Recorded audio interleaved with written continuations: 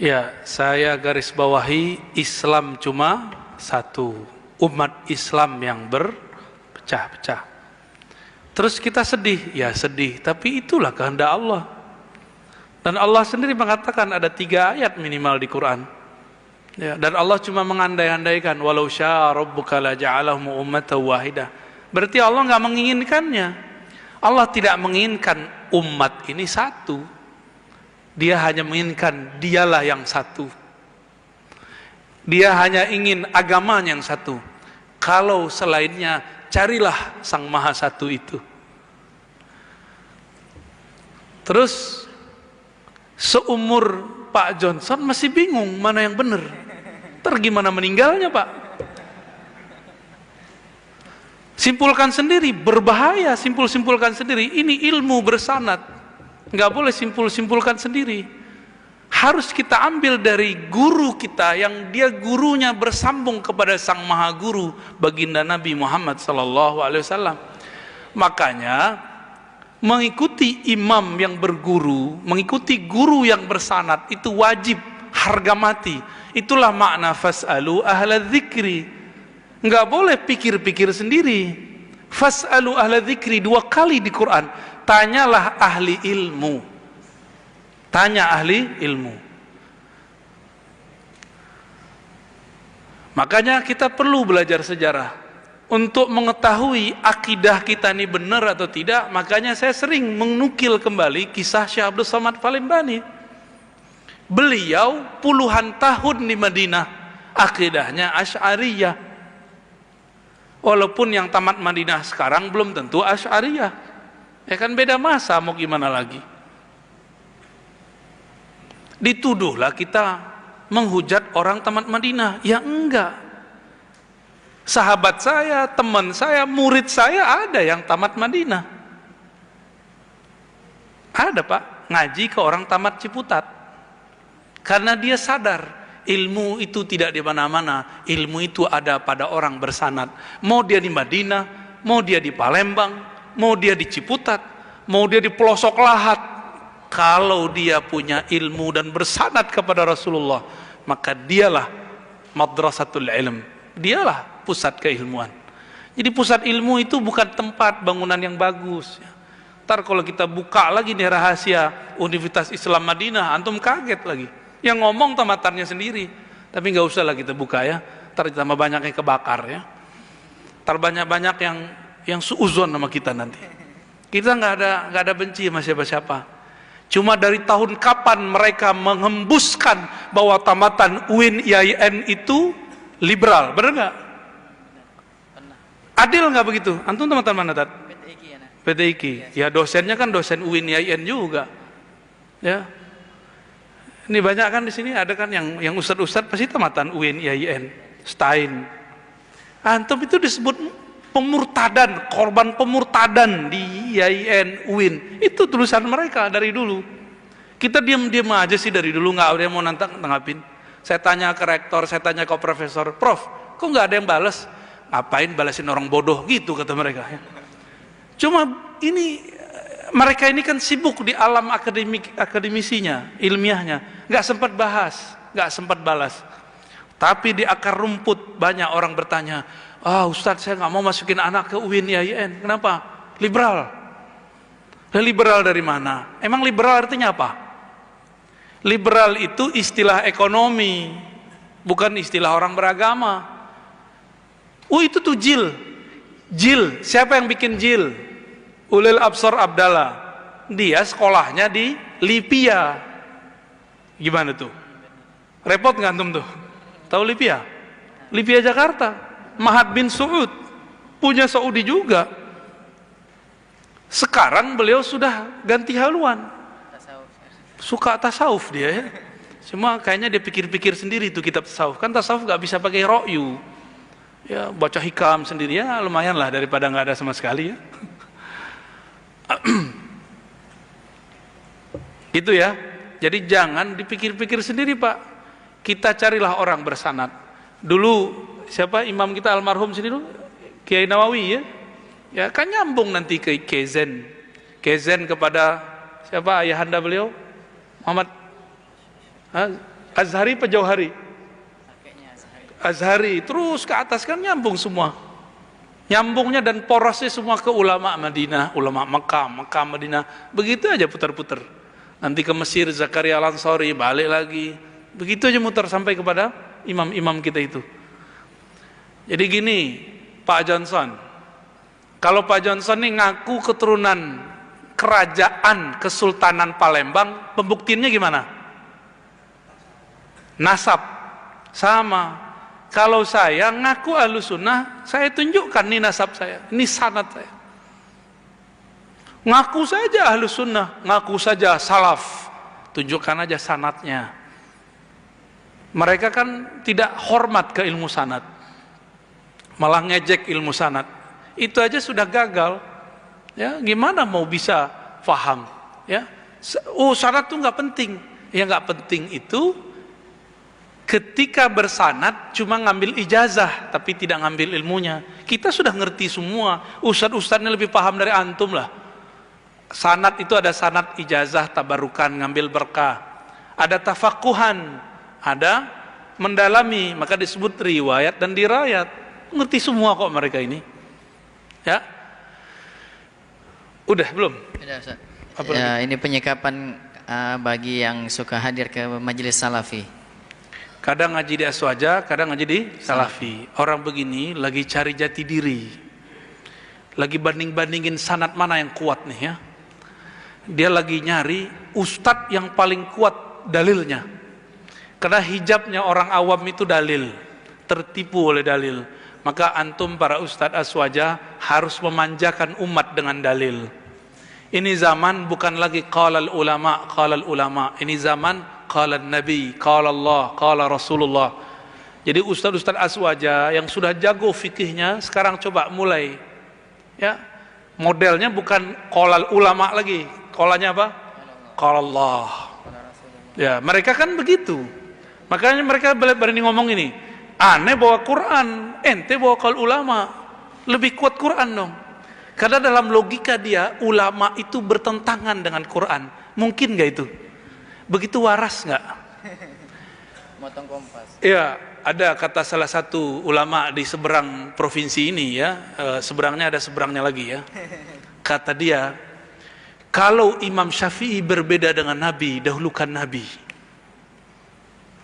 Kira-kira masuk nggak menurut antum? Imam Syafi'i beda sama Nabi, mungkin nggak? Hah? Kalau sahabat Nabi beda sama Nabi, ikuti Nabi. Ini dia yang ngomong nih. Ya. Dia coba adu-adu sahabat sama Nabi, ya salam. Itu Syiah yang sebenarnya begitu tuh. Ya, Rafidhah yang sebenarnya begitu, mencoba mengadu-adu antara sahabat sama Nabi. Kayak ahli hadis beneran, tapi nggak ngerti hadis dia ternyata, ya. Nggak ngerti kan maksudnya siapa orangnya? Alhamdulillah. Ya. Jadi dia ngomong, kalau imam mazhab beda sama Rasulullah, ikuti. Jadi dalam logika mereka, karena mereka tidak mengenal mazhab, apalagi imam mazhab, imam ini buat agama sendiri, berbeda dengan Rasulullah. Kita kejar, maksud ente ikut Rasul itu gimana? Buka Sahih Bukhari, dia ngomong gitu. Ya salam, ya. Jika Imam Syafi'i beda dengan Rasul, ikut Rasul, dia bilang gitu ya.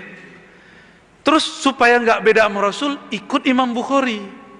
Itu namanya mati konyol, mati bunuh diri. Imam Bukhari itu lahir tahun 194 Hijriah. Paham? Imam Syafi'i tadi berapa? 204, 10 tahun sebelum Imam Syafi'i wafat. Dia baru nongol di dunia. Ya. Lalu Imam Bukhari ini belajar kepada murid-murid Imam Syafi'i, Imam Ahmad, Imam Humaidi. Itu hadis pertama innamal amalu binniyat kan dari muridnya Imam Humaidi di Mekah. Gimana kira-kira? Imam Bukhari ikut muridnya Syafi'i, ente ikut Bukhari. Berarti seharusnya Ikut Syafi'i lebih utama. Ikut Syafi'i itu berarti ikut Imam Malik, ikut Imam Nafi' berarti Ibnu Umar sahabat Rasulullah sallallahu alaihi wasallam. Itu sanad berilmu begitu. Maka saya yakin, hakul yakin mazhab Syafi'i ini diridhoi Nabi karena sanadnya jelas. Saya yakin, hakul yakin mazhab Malik itu diridhoi Nabi karena sanadnya jelas. Saya yakin, hakul yakin mazhab Abu Hanifah, mazhab Hanbali nyambung kepada Rasulullah dan Rasulullah pun ridho. Masih ragu? Ya? Jadi duluan mana, Syafi'i atau Bukhari? Imam Bukhari itu murid dari muridnya Bukhari. Jadi kalau antum bilang kita baca Sahih Bukhari aja, berarti masih ikut imam, namanya Imam Bukhari. Imam Bukhari ikut siapa? Murid Syafi'i. Ya salam. Dia nggak ngerti sejarah, sok-sok kritis. Cuma sayangnya Ustadz Aswaja jarang juga yang ngerti sejarah. Digituin merah juga mukanya. Ya. Makanya kami dulu dibentak-bentak sama Kiai Ali Mustafa kalau tidak hafal tarikh wafat, tahun wafat imam. Sekarang udah banyak yang saya lupa. Ya. Dulu saya banyak ingat. Sekarang yang penting-penting aja, yang biar kayak sering pakai ya kita hafalkan itu. Ya. Semuanya juga saya udah banyak yang lupa ya. Ternyata manfaatnya sekarang. Jangan mau dikibulin dengan pertanyaan-pertanyaan yang seperti itu. Ya. Udah. Istilah antara Asy'ari dan Ibnu Taimiyah. Waduh, ada istilah-istilah segala ya. Pinter antum ya. Saya bertemu dengan Syekh Ahmad Darwis, orang Mesir, murid dari Syekh Abdul Aziz Al-Ghumari, dan saya pernah sebulan tinggal sama beliau sebelum beliau pindah ke mana-mana, ke Malaysia, ke mana-mana. Beliau bilang kepada kami, kitab Ibnu Taimiyah yang paling mendekati, yang bisa diislahkan dengan akidah Ahlussunnah Asy'ariyah itu kitab Al-Wasithiyah. Akidah Al-Wasithiyah. Dia menyebutkan di situ cuma 3 persoalan yang menurut dia belum bisa dikompromiin. Semuanya bisa kecuali 3. Nanti kalau umur kita panjang, kita bahaslah itu di sini. Ya. Akidah Imam Asy'ari, akidah Ibnu Taimiyah. Ya. Ibnu Taimiyah kan mengatakan sesuatu yang Allah dan Rasul tidak katakan. Apa itu? Istawa bizatihi. Di Quran cuma sumastawa ala ars. Allah istawa di atas aras. Udah, berhenti di situ. Jangan ngomong bizatihi. Kata bizatihi di situ ada kalam bid'ah. Nah, ini saya dapat hadiah tadi dari Ustadz siapa tadi? Ustadz Khalis ya? Oh bukan. Ustadz Syukri. Baitoh, ya, Ustadz Bito. Oh ya, yang tadi ngasih. Di sini ini namanya akidah Ibnu Abi Zaid, masyhur di kalangan orang-orang Maroko. Di sini pun masih kesisip kalimat bizatihi. Untungnya beliau bukan salaf. Beliau abad ke-4 Hijriah. Tapi selebihnya sama dengan akidah Asy'ari, sama dengan akidah Tahawi. Yang paling tua akidah salaf yang tertulis dalam satu risalah kitab itu Tahawiyah, dan di sana tidak ada kalimat bizatihi, sebagaimana di Quran tidak ada kalimat bizatihi. Di sana tidak ada kalimat Allah berhad, apa arti had? Allah berbatas, sebagaimana di Quran tidak ada Allah berbatas. Kira-kira begitu ya. Khalas? Iya, gimana Ustaz? Oh, ini satu lagi ya. Ini penutup mungkin Ustaz ya. Nah, ya.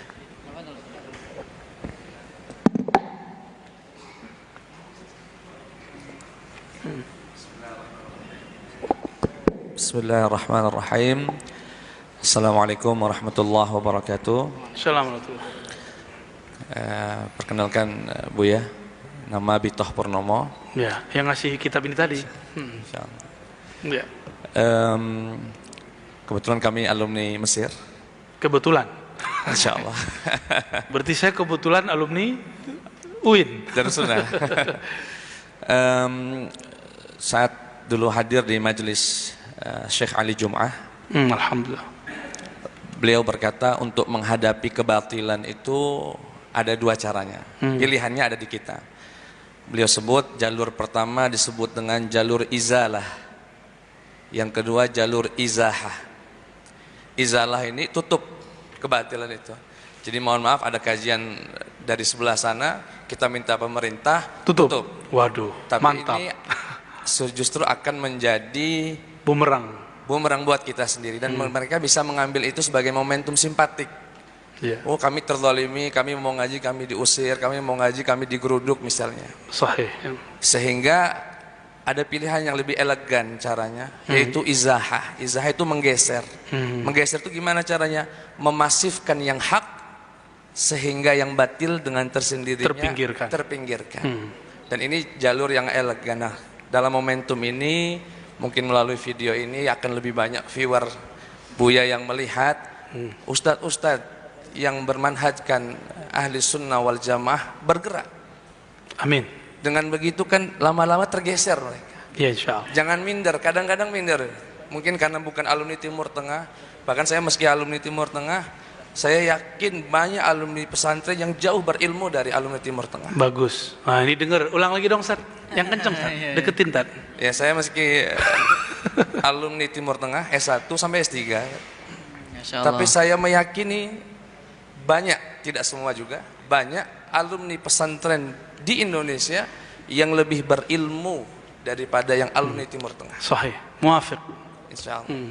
Sehingga mungkin melalui momentum ini, ayo gerak masif begitu, insya Allah dengan sendirinya akan tergeser. Dan mungkin nanti minta testimoni dari Buya, kami ada juga bakal akan kajian marketing mereka, kita ambil cara marketingnya, karena mereka punya kelebihan di sisi marketing, branding, dan itu bagi orang awam mudah untuk dicerna. Oh, ini yang sunnah, oh ini yang salah.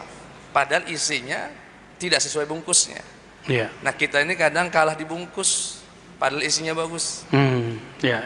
Ya, seperti tadi kajian ikut Asy'ari apa Salafi, orang awam jelas Salafi, karena Salaf yang lebih pikirnya. Tapi orang yang mendalami lebih dalam jelas Asy'ari yang Salaf, yang sesungguhnya Salafi. Sahih. Sehingga insya Allah akan ada, mohon nanti testimoni dari Buya. Baik. Kami akan buat daurah 2 hari 3 hari per bulan, keliling ke masjid-masjid, minta pengurus masjid untuk ngirim anak-anak muda mengkaji sifat 20 ini. Alhamdulillah. Dan Mazhab. harus masif insya Allah. Ya. Dan mazhab insya Allah. Ya. Begitu Bu ya, mohon sekedar tambahan saja dan Masya semoga Allah. ada informasi yang baik. Assalamualaikum warahmatullahi Assalamualaikum. Syukran Ustadz Bito. Antum sampai doktor di sana ya? Belum sidang ya. Kita doakan semoga selesai. Ya sudah. Amin ya Rabb. Ya. Ini sebagai pengalaman di tetangga kita Riau, itu dulu juga sama Ustadz. Teman-teman antum yang dulu tamatan Mesir, tamatan Yaman, tamatan Sudan, itu bergerak sendiri-sendiri. Karena sendiri-sendiri jadi penakut. Jadi ini kejadian, ngumpul begini, ada satu di pojok, celananya agak sedikit hemat ya. Cuma karena memandang dia yang satu itu, dia kemudian fokus kepada yang satu itu, menjaga hati yang satu itu, yang sarungan di sini, kemudian dia sakiti. Itu terjadi di Sumatera Barat, terjadi di Pekanbaru, terjadi di Riau. Kenapa? Si Ustadz sendiri, dia bergeraknya sendiri.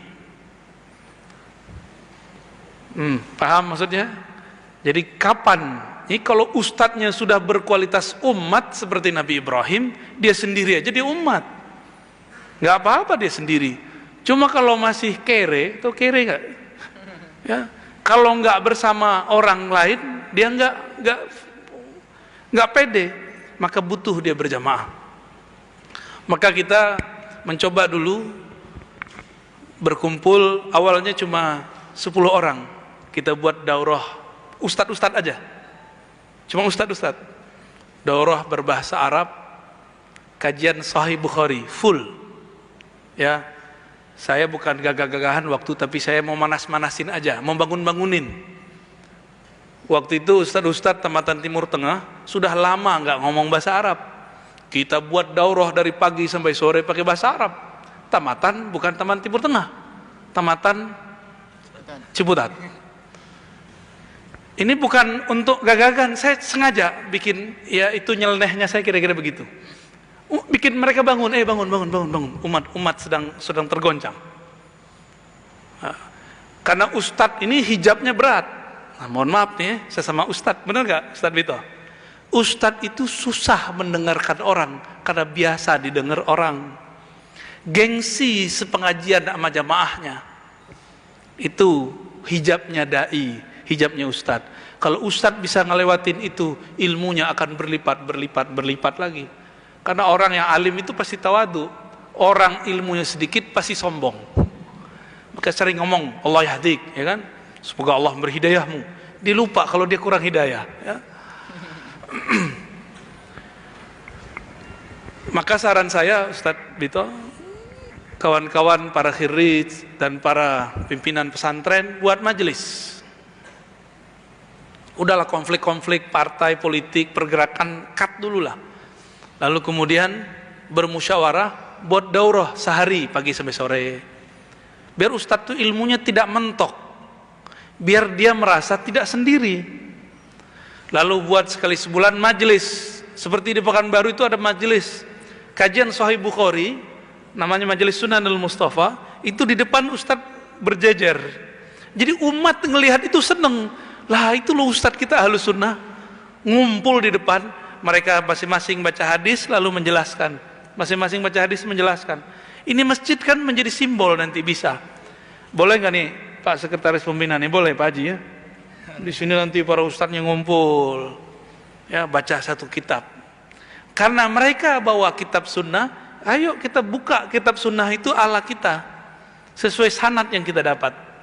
Wah indahnya bukan main itu. Silakan dipikirkan itu nanti ya. Tolong gesekan-gesekan yang ada itu udahlah, ya ketawa nanti mereka sama kita. Pasti ada antara ustadz nih gengsi lah, ya nggak? Atau ada konflik. Coba antum lupain itu. Fa aslihu baina akhwaikum. Bagaimana cara islah? Munculkan musuh kita sekarang sama. Masalah kita juga sama. Umat kita punya kebingungan yang sama. Masa ustadznya juga bingung? Ya. Jangan kayak yang saya ceritain tadi, kanan jaga yang hemat celananya itu, yang pakai sarung dia singgung semua. Walhasil dia oleh yang hemat itu tidak diterima juga, oleh yang sarungan juga dibuang. Itu tanda Allah tidak terima dia, ya. Karena dia ingin jaga hati makhluk, tidak ingin jaga ridha Khalik. Ya, nauzubillah min dzalik. Ada lagi Ustaz? Ini informasi aja Ustaz. Oke, ya Ustaz ya. Tadi pesan sponsor dari panitia minta kesediaan Ustaz Abuya Dr. Ini Ar-Razi ini setiap bulan atau 2 bulan sekali Ustaz bisa ngisi daurah seperti ini. Ya, Ustaz Abdul Hadi ya. Minta kesediaan antum. Dan besok diumumkan kepada jamaah, besok akan sholat Jumat di Masjid Agung Palembang ini akan langsung diimami dan khutbahnya diisi oleh beliau Abuya Dr. Ar-Razi Hashim. Jadi bisa mengajak jamaah yang lain sholat Jumat di masjid ini ya. Ya. Mungkin untuk terakhir penutup dan kesimpulan Bu ya. Baik. Para asatis, para jamaah, pencinta ilmu, pencinta Ahlus Sunnah, kita ini tidak usah benci salafi, ya. Kritik boleh, benci tidak boleh. Karena Nabi Muhammad itu mewariskan rahmatan lil alamin. Karena beliau pun disebut di Quran Raufun Rahim. Maka kita tidak boleh melanggar sifat ini. Jadi berdakwahlah dengan kasih sayang, dengan niat menyebar kasih sayang. Cuma kadang kita mungkin terbawa emosi, kita minta ampun kepada Allah Subhanahu wa ta'ala jika emosi ini membuat kasih sayang di hati menjadi hilang. Dan saya juga minta ampun kepada Allah jika ada yang tersinggung, apalagi tersungging. Apalagi para ustadz, para da'i tidak bermaksud menggurui, tapi hanya bermaksud mengingatkan bahwa umat membutuhkan antum yang bersama. Biarlah di luar orang terpecah-pecah, tapi kita bersaudara dengan sanad. Saya masih ingat dulu guru-guru kita ketika belajar itu dia lihat sanad gurunya. Nanti dia cari kawan dari guru dia ini siapa, si fulan. Maka dia datang ke kawan gurunya, dia sawan, cium tangannya, dan dia hormati murid-murid dari gurunya itu. Jadi mereka menjaga kekeluargaan nasab sanad, bukan hanya nasab jasmani, tapi juga nasab keilmuan rohani. Mari majelis-majelis begini kita hidupkan kembali, ya. Sebelum majelis ini nanti ditutup kembali. Ini kan sudah dilonggarkan karena sudah banyak yang vaksin, dilonggarkan. Nanti ada saatnya mungkin ditutup kembali. Sebelum itu ditutup, kuat-kuatkan umat. Mari bersama membersamai umat. Wassallallahu ala nabi Muhammad. Assalamualaikum warahmatullahi wabarakatuh. Waalaikumsalam warahmatullahi wabarakatuh. Ya, terima kasih banyak.